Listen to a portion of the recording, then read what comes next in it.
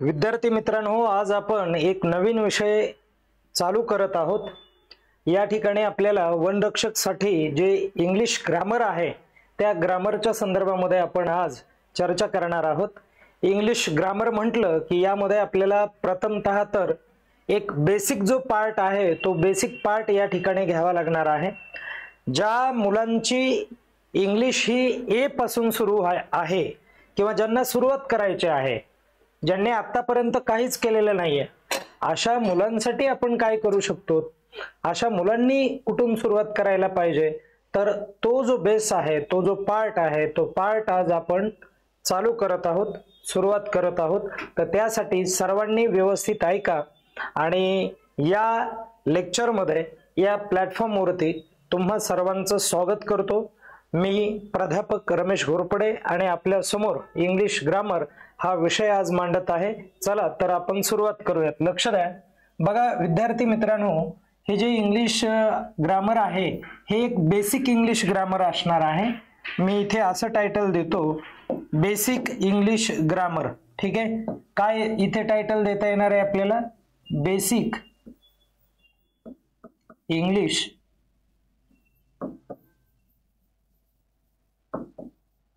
Grammar असं title देता येणार आहे आपल्याला। मित्रांनो, बेसिक इंग्लिश ग्रामर मध्ये आपल्याला काय शिकावं लागणार आहे, कुठला पार्ट हा महत्त्वाचा असणार आहे, तर यामध्ये बघा कसं असतं इंग्लिश मध्ये की सेंटेन्स असतं। सेंटेन्स कसं तयार होतं ते आपण एकदा बघूयात। ठीक आहे, सेंटेन्स हे कसे तयार होतात या संदर्भामध्ये आपण बोलूयात। बघा, कधीही लक्षात ठेवायचं, एखाद्या वाक्याची रचना किंवा एखाद्या सेंटेन्सची रचना इंग्लिश मध्ये अशी होणार आहे, सब्जेक्ट असतो। ठीक आहे, सब्जेक्ट असतो, हा सब्जेक्ट एकत्र येतो, म्हणजे वाक्याची सुरुवात सब्जेक्टने होते, सब्जेक्ट नंतर व्हर्ब येतो वाक्यामध्ये। ओके, आणि व्हर्ब नंतर वाक्याच्या शेवटी ऑब्जेक्ट असणार आहे। काय असणार आहे शेवटी, ऑब्जेक्ट असणार आहे। ठीक आहे, ओके, ऑब्जेक्ट असणार आहे। मग मित्रांनो काय आहे माहितीये का, लक्ष द्या थोडस। आता इथे जे ऑब्जेक्ट असणार आहे याला जर मला शॉर्ट फॉर्म मध्ये लिहायचं असेल, इन शॉर्ट मी असं लिहीन, I written in short subject plus verb plus object. This formula of any sentence that is basic sentence, I mean simple sentence. Okay, तर हा एक फॉर्म्युला असतो। हा फॉर्म्युला आपल्याला थोडासा व्यवस्थित लक्षात ठेवावा लागेल की अशा पद्धतीने हा फॉर्म्युला असणार आहे म्हणून। ओके, तर आता बघा पुढे काय आहे, तर वाक्याची जी काय सुरुवात आहे ती अशा प्रकारे होते, सब्जेक्टने होते।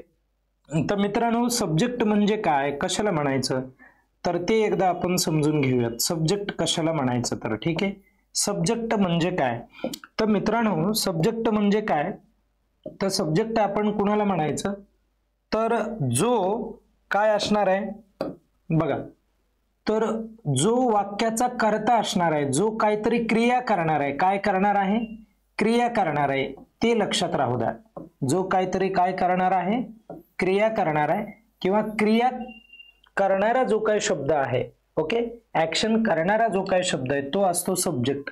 आणि व्हर्ब कशाला म्हणायचं रे, व्हर्ब म्हणजे काय, तर व्हर्ब म्हणजे काय, तर ज्याला आपण क्रियापद म्हणतो, काय म्हणतो, ज्याला क्रियापद म्हणतो। ओके, क्रियापद असं म्हणतो। आणि सब्जेक्टला काय म्हणतात रे, तर कर्ता म्हणतात। सब्जेक्टला काय म्हणतात इंग्लिश मध्ये, कर्ता। कर्ता म्हणजे काय, तर करणारा असतो तो, काय असतो तो, करणारा। काय करतो तो, तर एखादी क्रिया करतो। आता क्रियापद म्हणजे काय, तर व्हर्ब। व्हर्ब काय आहे, तर क्रिया दर्शवतो, क्रिया काय करतो तो, दर्शवतो। हे लक्षात राहू द्या, हे महत्वाचं आहे, दर्शवतो। क्रिया दर्शवणारा जो काही शब्द आहे तो काय आहे, तर व्हर्ब आहे। ठीक आहे, आता तिसरा बघा, त्यानंतर बघा ऑब्जेक्ट आहे। ओके, ऑब्जेक्ट आहे, आणि ऑब्जेक्ट म्हणजे काय, तर ज्याला आपण कर्म म्हणतो, काय म्हणतो, ज्याला कर्म म्हणतो। ओके, मग कर्म म्हणजे काय असतं रे, तर कर्म म्हणजे काय माहितीये का, लक्षात ठेवा। ओके,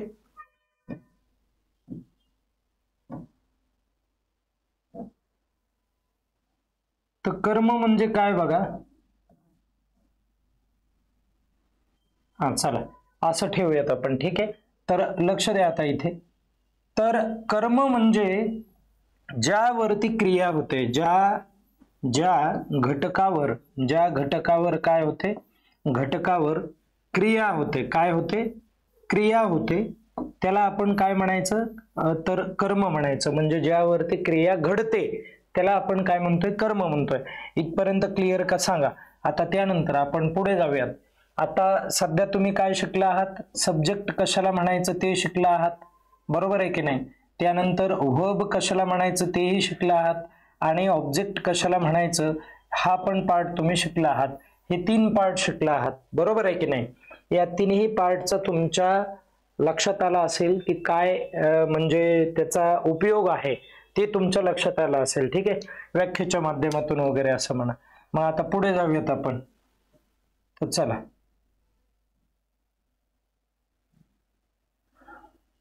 तर थोडस पुढे जाऊयात. लक्ष द्या. आता इथे काय म्हटलंय, नंतरचा आपण मित्रांनो पार्ट समजून घेऊ. हा जो आता सब्जेक्ट आहे, ठीक आहे, काय आहे? सब्जेक्ट आहे, ज्याला तुम्ही कर्ता म्हणताय. काय म्हणताय? ज्याला कर्ता म्हणताय. आता हा पार्ट व्यवस्थित आपण क्लिअर करूयात. सर्वांना कळतंय ना? ज्याला आपण कर्ता म्हणत आहोत. काय म्हणत आहोत? कर्ता. तर इंग्लिशमध्ये असे कर्ते किती असतात? इंग्लिशमध्ये जे सब्जेक्ट आहेत ते किती असतात? तर इंग्लिशमध्ये बघा, पहिला सब्जेक्ट जो आहे तो आय असणार आहे. आय म्हणजे काय? मी आपण म्हणूयात त्याला. लक्षात आलं? आय म्हणजे काय? मी. आणि त्यानंतर ही असणार आहे, ज्याचा अर्थ तो असेल, ठीक आहे. त्यानंतर पुढे शी, ठीक आहे, आणि शीचा अर्थ ती असणार आहे. ओके, शीचा अर्थ ती असणार आहे. नंतर इट आहे आणि इटचा अर्थ तो असणार आहे. त्यानंतर यू आहे, यूचा अर्थ तू असणार आहे. ओके, यूचा अर्थ काय असणार आहे? तू असणार आहे. त्यानंतर परत पुढे नंतर एक यू असतं ज्याचा अर्थ तुम्ही होतो, अनेक वचनी असणार आहे, ठीक आहे, तुम्ही असणार आहे. त्यानंतर पुढे बघा रे, त्यानंतर वी असणार आहे. वी म्हणजे आम्ही. ओके, आम्ही. त्यानंतर पुढे दे असणार आहे. ओके, दे म्हणजे ते. आणि एक शेवटी काय असणार आहे? एखादं नाऊन असेल, ठीक आहे, नाऊन असेल तर नेमकं कुठलं नाऊन तर तेही सांगतो. इथे आपण घेतलं समजा राज. राज हे नाऊन आहे, सब्जेक्ट असतो. ओके, हा सिंग्युलर सब्जेक्ट आहे म्हणजे एक वचनी नाव आहे ते. तर मग याचाच अनेक वचनी पण असू शकेल, ठीक आहे, असं अनेक वचनी पण असेल. मग अनेक वचनी काय होणार आहे? तर इथं राज कोण आहे? तर तो मुलगा आहे. तर मुलाला अनेक वचन काय होतं? बॉईज. तर काय झालं ते? हे प्लुरल झालं, अनेक वचनी झालं. ओके, लक्षात येते सर्वांना? मग आता हा जो पार्ट आहे, ओके, हा जो सब्जेक्टचा जो पार्ट आहे हा लक्षात राहू द्या. हा थोडासा बाजूला ठेवला तर चालेल का रे? का थोडा वरती पाठवायचा? इथे ते बाजूला आणतो मी. ठीक आहे, इकडे आपण बाजूला लावूयात त्याला, म्हणजे तुमच्याही नंतर लक्षात आलं पाहिजे. बघा आता समजून घ्या आता काय आहे ते. तर आपल्याला काय समजून घ्यायचंय ते बघा. आता मुलांनो, यामध्ये आपण बघूयात की जेंडर वाईज त्याला डिवाइड करूयात. कशा वाईज वेगळं करूयात? Gender wise. ओके, आता जेंडर तर तुम्हाला माहिती आहे. जेंडर म्हणजे काय रे? ज्याला लिंग म्हणतो आपण. लिंगा वाईज त्याला वेगळं करूयात, जेंडर. ओके, जेंडर वाईज त्याला वेगळं करूयात. ओके, लिंग. तर आता इथे 2 तर तुम्हाला दिसत आहेत. हे दोघ जण, वरील दोघ जण काय? ही आणि शी. ओके, जे मेल साठी आलं लक्षात, पुल्लिंगी म्हणून. काय म्हणून? पुल्लिंगी म्हणून, ठीक आहे. आणि इकडे स्त्रीलिंगी म्हणून, ज्याला फेमिनिन म्हणतात. ओके, तर हे पुरुषांसाठी हीचा वापर होतो. कोणाचा होतो? पुरुषांसाठी. म्हणजे मुलांसाठी काय वापरलं जातं? ही वापरलं जातं. मुलींसाठी काय वापरलं जाईल रे? तर शी वापरलं जातं. मुलींसाठी काय वापरलं जातं? शी. शीला आपण ती म्हणतो. समजलं इथपर्यंत? कळालं का सांगा? पुढे जाऊयात आपण. ओके, पुढचा पार्ट घेऊयात आपण. ठीक आहे, हा चला आता पुढे जाऊयात आपण. नंतर काय पार्ट आहे ते एकदा क्लिअर करूयात. आता इथपर्यंत सर्वांना कळालं असेल. ओके, इथपर्यंत लक्षात आलं. आता बघा मुलांनो, इथे जो आय आहे, आय, या आय बरोबर आपण म्हणजे आय हा जो आहे हा किती वचनी आहे हे एकदा क्लिअर करू. म्हणजे आपण काय म्हणू त्याला की नंबर वाईज आता त्याला डिवाइड करू आपण. Number wise. नंबर म्हणजे काय असतं रे? नंबर म्हणजे वचन असतं. आणि वचनाचे किती प्रकार पडतात? 2 प्रकार पडतात. कोणते 2 प्रकार असतात रे? तर पहिला प्रकार असतो बघा, लक्ष द्या, समोर बघा. पहिला जो प्रकार आहे तो सिंग्युलर असेल. काय असेल? सिंग्युलर असणार आहे. ठीक आहे, सिंग्युलर नाउन असेल. आणि सिंग्युलर नाउन म्हणजे काय रे? तर एक वचनी. किती वचनी? एक वचनी. एक वचनी नाम म्हणू आपण त्याला. एक वचनी नाम. किती वचनी नाम? एक वचनी. आणि इथे किती वचनी? अनेक वचनी, ज्याला आपण काय म्हणतो? प्लुरल म्हणतो. प्लुरल. प्लुरल असं नाव म्हणतो ज्याला आपण अनेक वचनी म्हणतो. काय म्हणतो ज्याला? अनेक वचनी. प्लुरल, अनेक वचनी असं म्हणणार आहोत. अनेक वचनी नाम. मग आता यामध्ये कसे नाव येतात ते एकदा आपण बघूयात. ठीक आहे, ह्याला वरी पाठवूयात. तर बघा इथं लक्ष द्या, इथं काय येणार आहे?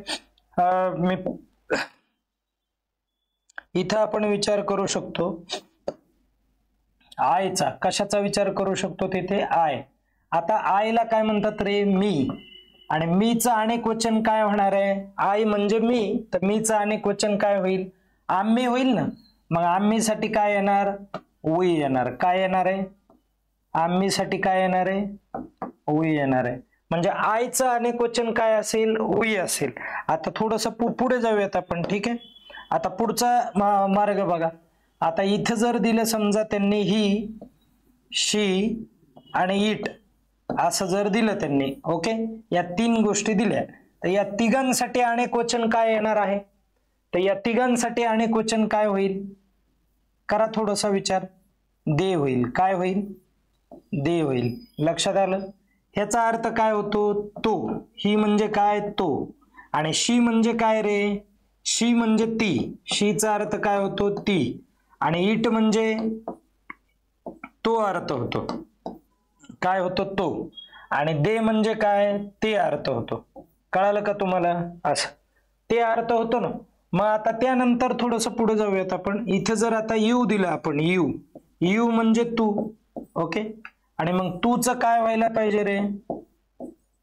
तर तुम्ही व्हायला पाहिजे.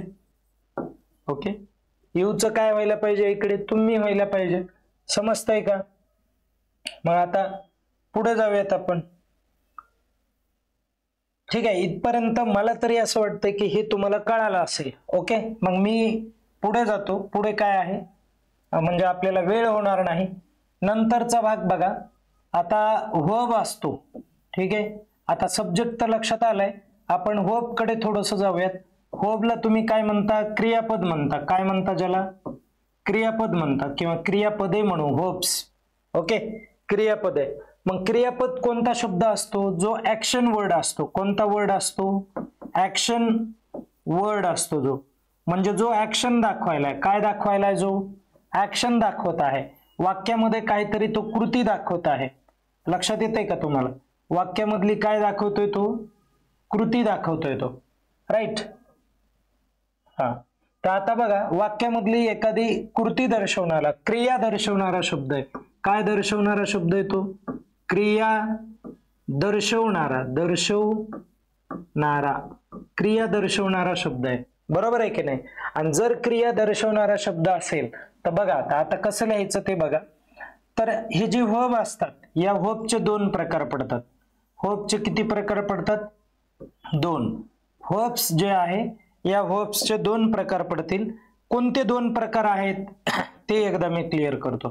तर बघा वर्बचे कोणते 2 प्रकार? पहिला आहे मेन वर्ब असतो. कोणता वर्ब असतो? मेन वर्ब असतो. ओके, कोणता प्रकार आहे? मेन वर्ब आहे. आणि इथे असतो ऑक्झिलरी वर्ब असतो. कोणता वर्ब असणार आहे? ऑक्झिलरी. ऑक्झिलरी, ठीक आहे. ऑक्झिलरी वर्ब, ऑक्झिलरी वर्ब असणार आहे. मग असे दोन वर्बचे प्रकार आहेत. किती वर्बचे प्रकार आहेत? दोन आहेत. हे दोन्ही प्रकार आपण बघूयात. या प्रकाराला काय म्हणतात रे? मेन वर्ब म्हणजे काय? मुख्य क्रियापद. कोणतं क्रियापद? मुख्य क्रियापद, राईट. आणि हे कसं असणार आहे? तर हे सहाय्यकारी क्रियापद असणार आहे. सहाय्यकारी क्रियापद असेल, ठीक आहे. सहाय्यकारी क्रियापद असेल. आता लक्षात ठेवा, या दोघांचा आपण जो काय अर्थ आहे तो अर्थ आपण समजून घेऊयात. मुख्य क्रियापद म्हणजे काय आणि सहाय्यकारी क्रियापद म्हणजे काय, त्याचा आपण एकदा अर्थ व्यवस्थित समजून घेऊयात. तर मुख्य क्रियापद म्हणजे काय? तर वाक्यामध्ये जो महत्वाची क्रिया करतोय, ज्याने वाक्याचा अर्थ पूर्ण होणार आहे. वाक्याचा काय पूर्ण होतो? ज्याने, बघा, वाक्याचा अर्थ पूर्ण होतो. काय होतो? अर्थ पूर्ण होतो. आलं लक्षात? आणि हा काय करतो? तर मेन वर्बला, ओके, मेन वर्बला मदत करतो. काय करतो तो? मदत करतो. शब्दातच आहे ना, सहाय्यकारी क्रियापद. सहाय्य करणे म्हणजे काय? मदत करणे. तो मेन वर्बला मदत करणार.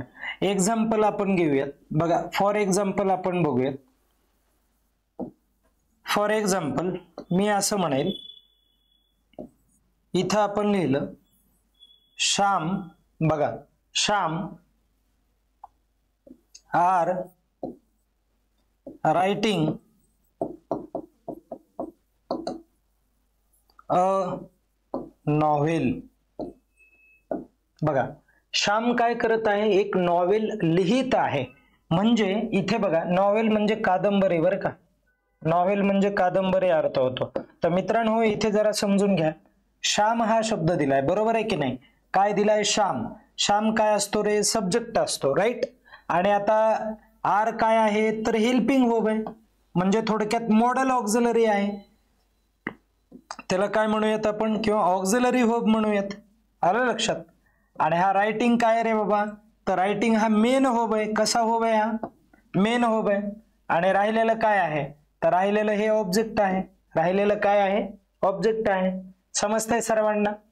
तर बघा, हा जो ऑक्झिलरी वर्ब आहे हा मेन वर्बला मदत करतोय, किंवा याला आपण ऑक्झिलरी वर्बलाच आपण हेल्पिंग वर्ब असं म्हणतो. तो मेन वर्बला मदत करत आहे. इथपर्यंत क्लिअर आहे का? मी असं पण लिहू शकतो. बघा, आय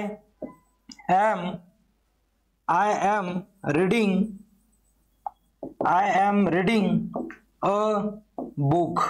मी पुस्तक वाचत आहे. तर बघा, इथे ॲम हा जो शब्द आहे हा रीडिंग साठी मदत करतोय. कशासाठी मदत करायला येतो? रीडिंग म्हणजे मेन वर्बला मदत करायला. कशाला मदत करायला येतो? मेन वर्बला मदत करताना तुम्हाला दिसून येणार आहे. समजतंय सर्वांना? असा तो पार्ट आहे. ओके, तर आता थोडंसं पुढे जाऊयात. इथपर्यंत क्लिअर आहे का सर्वांना? हे सगळं तुम्ही लिहून घ्या. ओके, वही पेन काढा आणि ते व्यवस्थित लिहून घ्या, कारण या गोष्टी आपल्याला खूपच महत्वाच्या आहेत मुलांनो. बघा, आता त्यानंतरचा आपण पुढचा घटक जो आहे तो एकदा समजून घेऊ. काय मला म्हणायचंय, तर आता इथे सर्वांना कळालं की मेन वर्ब हा वाक्यामध्ये असतो. कशामध्ये? वाक्याचे. इथं जर मी असं म्हटलं की काइंड्स ऑफ, इथे जर मी असं म्हटलं काइंड्स ऑफ वर्ब म्हटलं, काय म्हटलं? काइंड्स ऑफ वर्ब म्हटलं. काइंड्स ऑफ वर्ब म्हणजे काय रे? तर ज्याला क्रियापदाचे प्रकार म्हणतात. कशाचे प्रकार म्हणतात? ज्याला क्रियापदाचे काय म्हणतात? प्रकार म्हणतात. मग आता समजून घ्या, क्रियापदाचे जे काय प्रकार आहेत हे दोन असतात. आताच आपण शिकलो, तर आता हे तुम्हाला कळायला पाहिजे. एक असतं मेन वर्ब. काय असतं रे? एक मेन वर्ब असतं, बरोबर आहे. या मेन वर्बला तुम्ही लेक्झिकल वर्ब देखील म्हणता, बरं का. लेक्झिकल वर्ब असं देखील म्हटलं जातं, किंवा यालाच तुम्ही प्रिन्सिपल वर्ब म्हणता. काय म्हणता याला? प्रिन्सिपल. बघा, प्रिन्सिपल वर्ब असं देखील त्याला तुम्ही म्हणू शकता. आणि त्यानंतरचा होब असतो 2 नंबरचा जो काय होब आहे तो कोणता आहे? 2 नंबरचा होब जो आहे तो मला असा सांगता येईल बघा, त्याचा आपण असा विचार करूया की त्या होबला आपण ऑक्झिलरी होब म्हणतोय. मी आत्ताच सांगितलं होतं ना, काय म्हणतात त्याला? ऑक्झिलरी होब असं म्हणतात. ऑक्झिलरी होब म्हणजेच काय रे? तर जो हेल्पिंग होब असतो. काय असतो? जो हेल्पिंग होब असतो. आणि हेल्पिंग होब म्हणजेच काय? तर त्यालाच आपण काय म्हणतोय? सपोर्टिंग होब. ठीक आहे, सपोर्टिंग होब असं देखील म्हणतोय त्याला. समजलं का? आता तुमच्या लक्षात येईल का? हे असे शब्द असतात, ह्याचा एकदा स्क्रीनशॉट तुम्ही काढून घ्या. चला आता लक्ष द्या, आता पुढचा मुद्दा आपण समजून घेऊया. ठीक आहे, आता मित्रांनो या ठिकाणी बघा थोडस समजून घ्या. मी इथे लिहितो की मेन होब कोणते असतात ते एकदा क्लिअर करूयात. नाहीतर आपण काय करू, अगोदर ऑक्झिलरी होबच्या संदर्भामध्ये थोडस बघूयात. ठीक आहे, ऑक्झिलरी होब जे आहे, ठीक आहे, ऑक्झिलरी होब, हे जे ऑक्झिलरी होब आहे या ऑक्झिलरी होबचे काही प्रकार पडतात बरं का. आणि यामध्ये 2 प्रकार असतात. पहिला प्रकार कोणता आहे, किंवा यामध्ये आपण 3 प्रकार करूया. तर पहिला प्रकार कोणता आहे? इथं रुपये असतात, तर ही टू बी ची रुपये असतात. कशाची रुपये असतात? इथं टू बी ची रुपये आहेत. समजून घ्या थोडस, कशाची रुपये आहेत? टू बी ची रुपये आहेत. 3 पार्ट मध्ये त्याला आपण डिवाइड करणार आहोत, म्हणून थोडस जरा व्यवस्थित समजून घ्या. आपल्याला ते खूप गरजेचं आहे समजून घेणं. ओके, त्याच्याशिवाय काही कळणार नाही. आता पहिला प्रकार बघा, टू बी ची रुपये. कशाची रुपये? टू बी ची रुपये आहेत. टू बी ची रुपये. टू बी ची कोणती रुपये असतात आणि टू हॅव ची कोणती असतात? टू हॅव ची रुपये. आणि त्याचबरोबर टू डू ची रुपये. टू डू ची रुपये ही आपल्याला समजून घ्यायची आहेत. लक्षात आलं? आता मित्रांनो इथं थोडस क्लिअर करा. इथे काय क्लिअर करावं लागेल ते बघा. हे थोडस मी वरती नेतो म्हणजे जमेल, आपल्याला जागा पुरेल. तर बघा इथे आपण टू डू ची जी काय रुपये आहेत, टू बी ची जी काय रुपये आहेत ती टू बी ची रुपये अगोदर आपण चेक करून घेऊया. चला, टू बी ची कोणते रुपये आहेत? तर टू बी ची रुपये असतात एम, इज आणि आर. ठीक आहे, समजलं? एम, इज आणि आर. जरा व्यवस्थित लिहितो नाहीतर.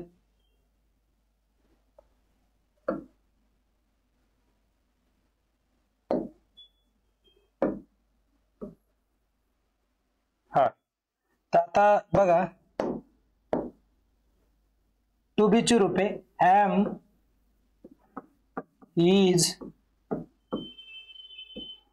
आर, त्यानंतर वॉज आणि वेअर. वॉज आणि काय? वेअर. ओके, त्यानंतर पुढे शॉल, बी आणि विल बी. ओके, आता हॅवच्या संदर्भात इथे हॅव,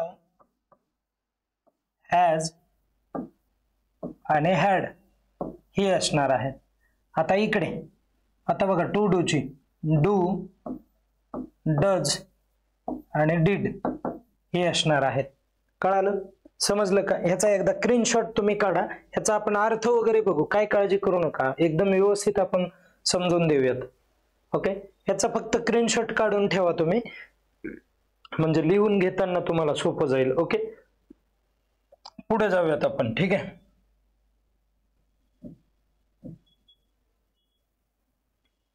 हा आता बघा मित्रांनो, त्यानंतर आता मी इथे तुम्हाला काय म्हटलं आहे की तुम्हाला असं मी सांगितलंय की इथे टू बी ची क्रियापदे असतात. राईट?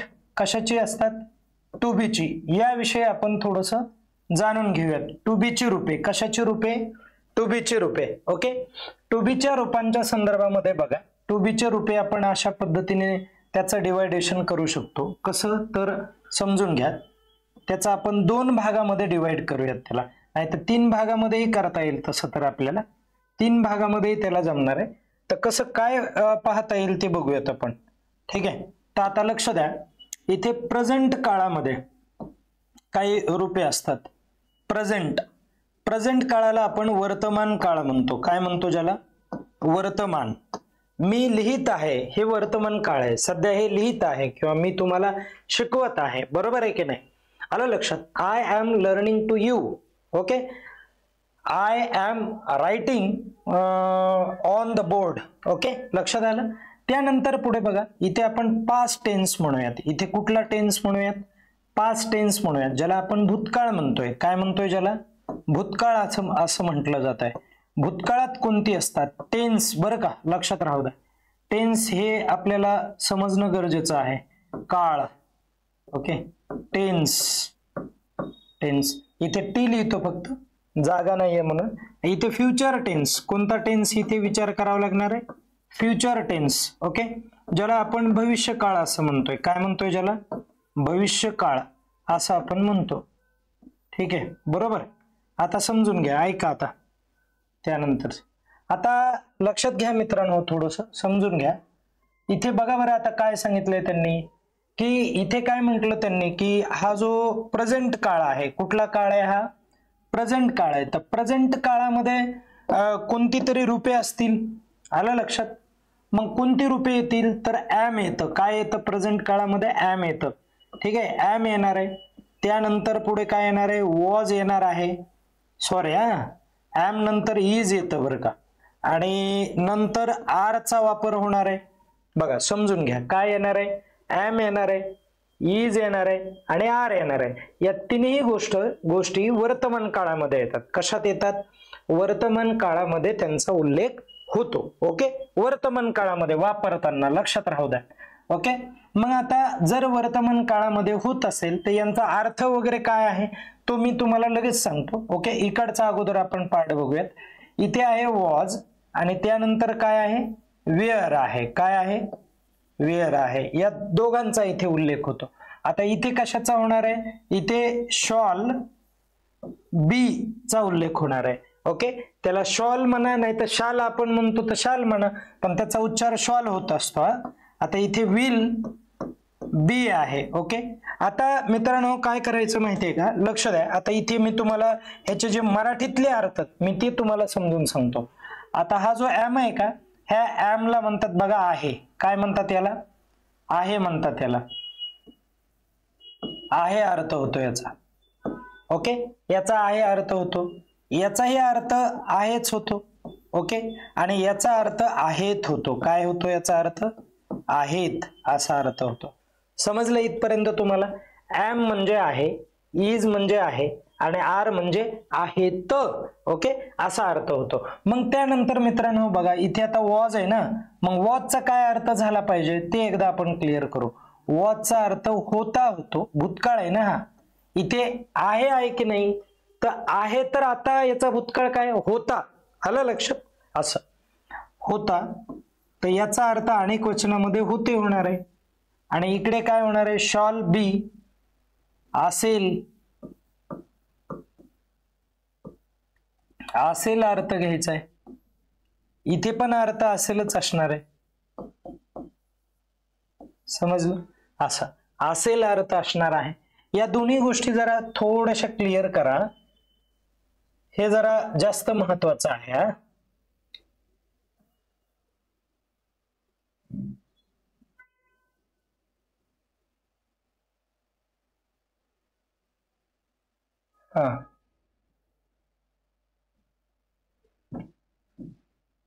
जरा मी वरी हे करतो, घेतो. आणि बघा आता पुढचा मुद्दा बघा रे काय आहे. आता मित्रांनो पहा, इथे काय आहे की जरा आपण ह्याच्यामध्ये ह्याला समजून घेऊयात. कशामध्ये?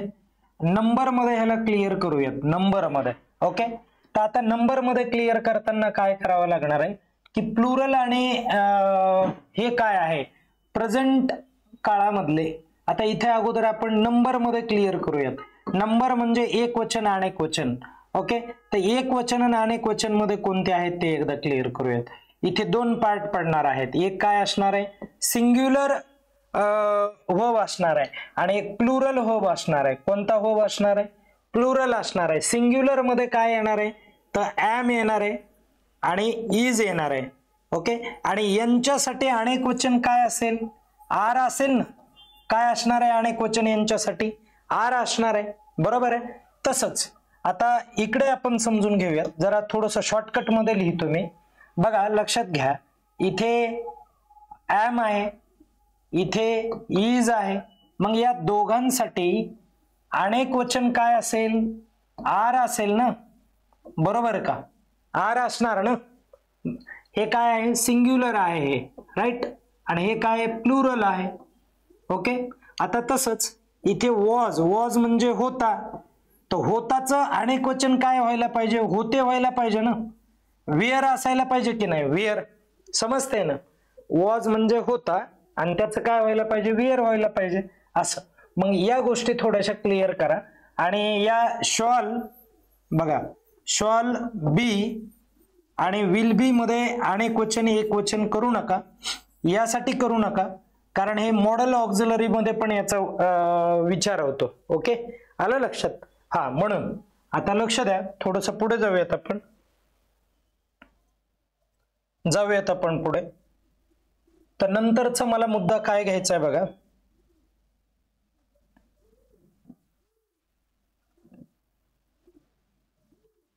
हा, तर आता मित्रांनो नंतरचा पार्ट काय आहे ते एकदा समजून घ्या. इथे काय म्हटलंय बघा, तर इथे आता मी जर असं म्हटलं तर आय म्हटलं, आय हे आय काय सगळे मी एकदा हे लिहून घेतो. काय एकदा आपण इथे काय करू की जे टू बी ची रूपे आहेत ती लिहून घेऊ. काय ॲम होतं, इज होतं आणि आर होतं.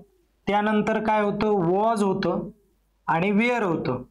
बरोबर आहे, वेअर होतं, राईट. इथपर्यंत सर्वांना कळालंय. तर आता हे सगळे होते, राईट. तर आता यांना आपल्याला वाक्याशी जोडायचंय, वाक्यामध्ये फक्त वापर करायचा आहे.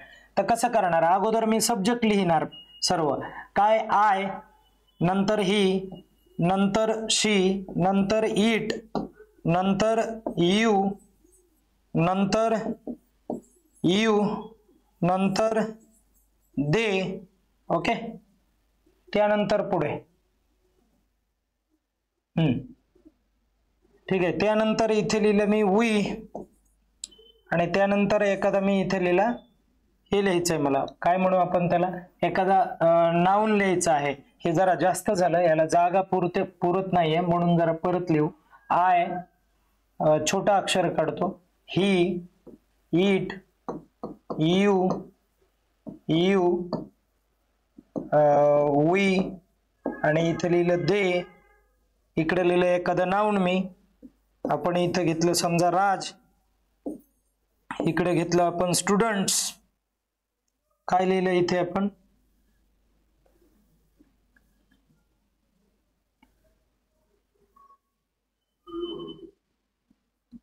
ओके समजतंय. इथं लिहा नाही तर स्टुडंट लिहिलं इथे, स्टुडंट. आणि इथे अनेक वचनी घ्यायचं, स्टुडंट्स.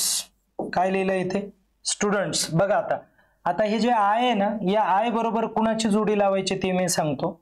लक्ष द्या, आता व्यवस्थित समजून घ्या. याला आपण मॅच करून घेऊयात एकदा व्यवस्थित. कसं मॅच करून घेता येईल ते बघूयात आपण. बघा आता ॲम, इज आणि आर, आता हे एकदा क्लिअर करा तुम्ही. हे कसं क्लिअर करायचं बघा. ॲम काय आहे, तर हा सिंग्युलर वर्ब आहे, राईट. इज काय आहे, सिंग्युलर वर्ब आहे. आणि आर काय आहे, प्लुरल वर्ब आहे, राईट.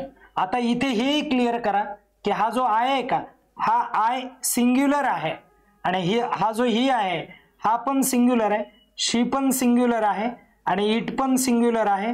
यू हा प्लुरल आहे, दुसरा यू पण प्लुरलच समजला जातो. त्यानंतर हा जो वी आहे हा प्लुरल आहे, दे हा प्लुरल आहे. त्यानंतर स्टुडंट हे सिंग्युलर नाउन आहे आणि इथे हे प्लुरल नाउन आहे. एवढं कळालं का सर्वांना, लक्षात आलं. ज्याची त्याला जोड्या लावून टाका. हा सिंग्युलर ॲम हा कोणत्या बरोबर जाणार आहे, या बरोबर जाणार आहे, आय बरोबर जाणार आहे. तर इथे एक नियम आहे, एक स्पेशल रिक्वायरमेंट आहे. आय बरोबर नेहमी एमचाच वापर करायचा, लक्षात राहू द्या कायम. ओके. आता बरोबर ही बरोबर कुणाचा वापर करणार, शी इजचा वापर होणार आहे. आणि शी बरोबर पण शी इज, इट इज, आणि यू आहे, यू बरोबर आरचा करायचा आहे. कशाचा करायचा आहे, आरचा. खाली पण आरचा करणार आहात. आणि वी आर, बघा वी आर, त्यानंतर दे आर, आणि त्यानंतर स्टुडंट आहे म्हणून काय घ्यायचं, इज, आणि स्टुडंट्स आहे म्हणून आर घ्यायचं. कळलं आता इथपर्यंत सर्वांना. तर यांचे अर्थ काय होणार आहेत, आय एम म्हणजे काय, मी आहे. काय अर्थ होणार याचा, मी आहे असा अर्थ होणार आहे. राईट. मी एकदा पेन चेंज करतो. याचा अर्थ काय, मी, बघा काय अर्थ होणार याचा, मी आहे. इथे मी आहे अर्थ होईल. इज, बघा ही इज, तो आहे. ठीक आहे, तो आहे. शी इज, ती आहे. आणि इट म्हणजे तो, तर तो आहे. ठीक आहे, तो आहे. त्यानंतर यू आर, तू आहेस. काय अनेक वचन काय व्हायला इथे, तू आहेस. त्यानंतर इथं बघा, तर इथे तुम्ही, तुम्ही आहात. इकडे पुन्हा वी आर, तर आम्ही आहोत. आणि दे, ते आहेत. आणि स्टुडंट इज, विद्यार्थी आहे. काय आहे, विद्यार्थी आहे. इथं लिहू शकता विद्यार्थी आहेत. कोण आहेत, विद्यार्थी आहेत. इकडे काय लिहू शकता बघा, इकडे तुम्ही वॉज वेअरच्या ठिकाणी आय बरोबर वॉजचा वापर करायचा. आय बरोबर कुणाचा, वॉज. ओके. त्यानंतर परत पुढे ही बरोबर देखील वॉजचाच वापर करायचा. कुणाचा, वॉज. शी बरोबर देखील वॉजचा वापर करायचा. इट बरोबर देखील वॉजचाच वापर करायचा. ओके. त्यानंतर यू बरोबर वेअरचा, थोडं अनेक वचन घ्यायचं. त्यानंतर यू बरोबर दुसऱ्या यू बरोबर देखील वेअरचाच वापर करायचा. Okay, wear. त्यानंतर वी बरोबर वेअरचा वापर करायचा आणि दे बरोबर वेअरचाच वापर करायचा. समजलं तुम्हाला हा कसा पार्ट आहे पलीकडचा, तर लक्षात आलं. आणि त्याचा अर्थ काय होतो रे, त्याचा अर्थ काय घेताल तुम्ही, थोडासा व्यवस्थित अर्थ करा त्याचाही. त्याचा अर्थ आपण असा घेऊयात, म्हणजे आय वॉज म्हणजे मी होतो, याचा अर्थ काय होईल, मी होतो. आणि ही वॉज म्हणजे तो होता, आणि शी वॉज म्हणजे ती होती, आणि इट वॉज म्हणजे तो होता, असा अर्थ घेता येईल आपल्याला. आणि यू वेअर, तू होतास, काय अर्थ घेता येईल, तू होतास. इथे तुम्ही होतात, होतात. ठीक आहे, तुम्ही एखाद्या ठिकाणी होतात असं. आता आम्ही होतो, आम्ही होतो लिहिलं तरी चालेल, आम्ही होतो किंवा तुम्ही होता, ते होते, ते होते, असे इथे अर्थ घ्यावे लागतील. हे समजलं असेल तर एकदा स्क्रीनशॉट घ्या त्याचा काढून आणि पुढे चला. बघा आता त्यानंतरचा पार्ट.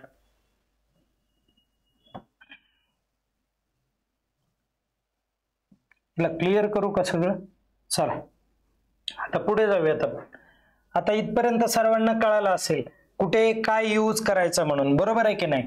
मग तसंच आता लक्ष द्या, आता आपण थोडंसं तुम्हाला नंतरचा एक मी तुम्हाला पार्ट सांगतो कोणता आहे, तर तो पार्ट एकदा समजून घ्या. बघा आता लक्षात घ्या, आता आय बरोबर इथे मी प्रोनाउन सांगतो तुम्हाला. प्रोनाउन काय सांगणार आहे इथे मी, प्रोनाउन सांगणार आहे. प्रोनाउन्स, प्रोनाउन्स म्हणजे काय रे, ज्याला सर्वनाम म्हणतात, ज्याला काय म्हणतात, सर्वनाम किंवा सर्वनामे यांचा विचार करू. सर्वनाम म्हणजे असं असेल की जे नावाच्या ऐवजी वापरलं जाईल, एखाद्या नावाच्या. मी जर इथे असं म्हटलं श्याम, बघा श्याम इज माय फ्रेंड म्हटलं, काय म्हटलं इथे, श्याम इज माय फ्रेंड. तर हा जो श्याम शब्द आहे ना, श्याम हा कुणाबरोबर वापरला जातो? शी बरोबर वापरला जाईल का ही बरोबर वापरला जाणार आहे? शी हे मुलीसाठी येतं ना, आणि ही हे मुलासाठी असतं, म्हणून इथे ही वापरेल मी. He is my friend. समजलं सर्वांना? ही इज माय फ्रेंड म्हणजे मी श्यामच्या ऐवजी काय वापरलंय? ही वापरलंय. आणि ही काय? हा सर्वनाम आहे, प्रोनाउन आहे, बरोबर आहे की नाही? म्हणून ते जरा थोडस व्यवस्थित करा. आता चला पुढे जाऊयात आपण. ठीक आहे. हा, आता लक्ष द्या. आता काय म्हटलंय इथे? मी हा पार्ट व्यवस्थित क्लिअर करत आहे तुम्हाला. काय म्हटलंय? तर आय आहे. काय आहे? आय. आय म्हणजे मी. आयचा अर्थ काय होतोय? मी. ओके, आयचा अर्थ मी होतो. इथे लिहिलं मी. ओके, त्यानंतर हिचा अर्थ काय होतो रे? ही म्हणजे तो. त्यानंतर शी लिहिलं. शीचा अर्थ होतो ती. त्यानंतर इट लिहिलं. इटचा अर्थ होतो तो. आणि त्यानंतर इथे आपण वी लिहिलं. वी म्हणजे आम्ही. वी म्हणजे काय? आम्ही. आणि यू म्हणजे तू.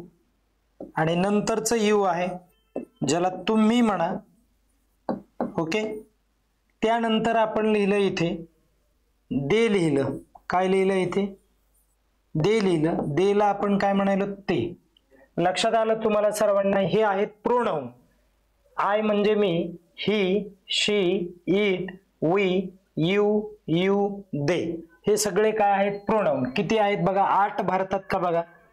2, 3, 4, 5, 6, 7 आणि 8. किती आहेत? 8 आहेत.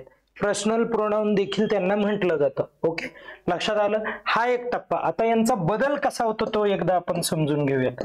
बदल कशा पद्धतीने होतो तो बघा. आय आहे का? आयचा बदल इकडे ऑब्जेक्टिव्ह केस मध्ये, ही सब्जेक्टिव्ह केस असते, तर ते नंतर सांगेल मी तुम्हाला. सब्जेक्टिव्ह केस काय, ऑब्जेक्टिव्ह केस काय, हे तर बेसिकच आहे ना. म्हणून हे आता जरा व्यवस्थित समजून घ्या. काय आहे बघा. बघा मित्रांनो, आयचं रूपांतर नेहमी कशात होतं माहितीये का? आयचं रूपांतर हे नेहमी मी मध्ये होतं. कशात होतं? मी म्हणजे मला. मी म्हणजे काय? मला. त्यानंतर परत पुढे हीचं रूपांतर हिम मध्ये होणार आहे. आणि शीचं रूपांतर हर मध्ये होणार आहे. इटचं रूपांतर इट मध्येच असेल. आणि उईचं रूपांतर अस मध्ये होणार. यूचं रूपांतर यू मध्येच असेल.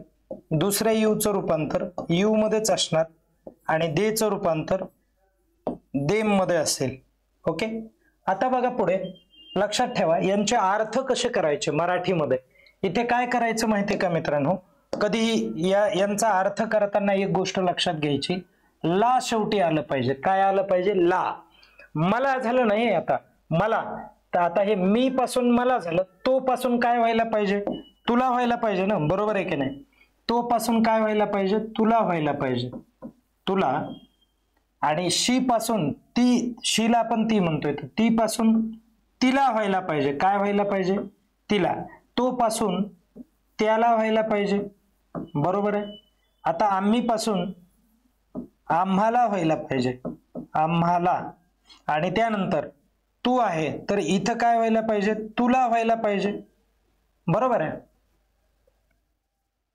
आणि इथं काय व्हायला पाहिजे पुन्हा? तुम्ही तर इथं तुम्हाला व्हायला पाहिजे. तुम्हाला. आणि इथं ते ना, ते पासून काय व्हायला पाहिजे? त्यांना व्हायला पाहिजे. ठीक आहे. आता लक्ष द्या. आता आपण पुढचा जो काय टप्पा आहे तो एकदा व्यवस्थित क्लिअर करू. तो कसा असणार आहे बघा. आता लक्षात घ्या मित्रांनो, इथे नंतरचा जो काय टप्पा आहे तो कसा पूर्ण होईल, नंतरचा जो काय ग्रुप येईल तो कसा असणार आहे ते एकदा मी तुम्हाला सांगतो. लक्ष द्या, ऐका, बोर्डकडे लक्ष द्या रे. बघा, आयचं रूपांतर मी मध्ये झालं तर मीचं काय होणार आहे? इथे माय होणार आहे. काय होणार आहे? माय. माय नंतर इकडे काय झालं पाहिजे? माइन झालं पाहिजे. काय झालं पाहिजे? माइन झालं पाहिजे. ओके. त्यानंतर हिमचं काय झालं पाहिजे? हिज झालं पाहिजे. इथं पण हिजच राहणार. ओके, त्यानंतर इथे हर झालं पाहिजे, इथे हर्स झालं पाहिजे. काय झालं पाहिजे इथे? हर्स, यस लागतं इथे.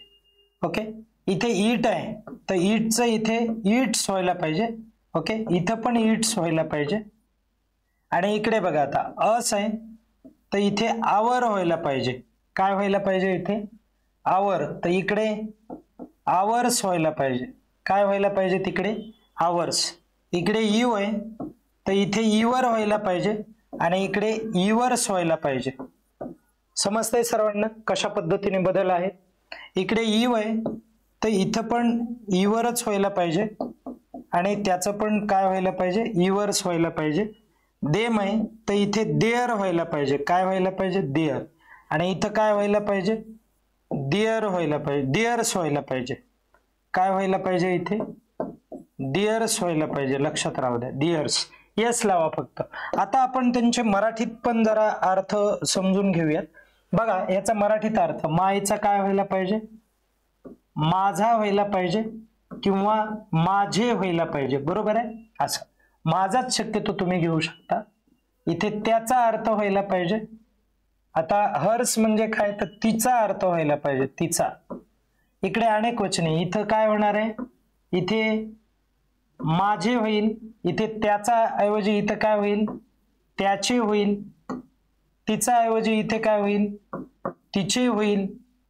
तिचा, तिचे, तिचे. आणि इथं काय व्हायला पाहिजे? त्याला आहे इकडे, इट म्हणजे त्याला, तर इथे काय व्हायला पाहिजे? त्याचे व्हायला पाहिजे. ठीक आहे, किंवा त्याचा घेऊयात आपण, इथं त्याचे घेऊयात. इकडे आम्हाला, इथे आवर म्हणजे आमचा असेल, आमचा. इकडे आमचे असणार आहे, आमचे. आमची पण होणार आहे, आमची होणार आहे. आता इवर, तुझा, इथं तुझे. ठीक आहे, आता इथे तुमचा, तुमचा. इथे तुमचे व्हायला पाहिजे. आणि इकडे देअर, त्यांना, तर त्यांचे. तर इथं पण काय व्हायला पाहिजे? त्यांचे. असं व्हायला पाहिजे. लक्षात आलंय का? हे एकदा व्यवस्थित क्लिअर करा. स्क्रीनशॉट, चला घेतला स्क्रीनशॉट. व्यवस्थित क्लिअर करा. हे म्हणजे डेफिनेटली पाठ करा डायरेक्ट, कारण ग्रामरचा आपण एक फाउंडेशन तयार करत आहोत. एवढ्या बेसिक वेने तुम्हाला कुठेच जाता येणार नाही, कुठेच तुम्हाला शिकवलं नसेल अशा पद्धतीने. ओके, हे बेसिक झालं का सर्वांचं? आता थोडंसं आपण वरती जाऊयात. ठीक आहे, यांना वरती नेऊन ठेवूयात आणि आता पुढचा मुद्दा आपण समजून घेऊयात. आता लक्षात राहू द्या, याला बारीक करता येते का एकदा बघू रे आपण. याला बारीक करता आलं तर बरं होईल.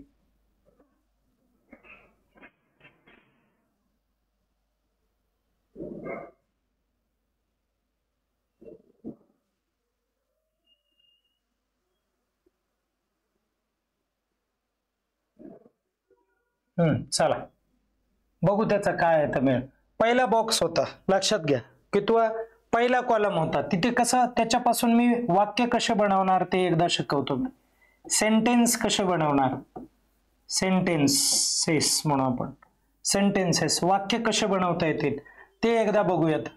तर बघा पहिल्या बॉक्स मधून मी असं बनवेल, आय पासून कसं बनवेल वाक्य? तर आय पासून, आय एम टीचर मी म्हणेल, आय एम टीचर. मी शिक्षक आहे. मी कोण आहे? शिक्षक आहे. त्यानंतर ही पासून काय बनेल?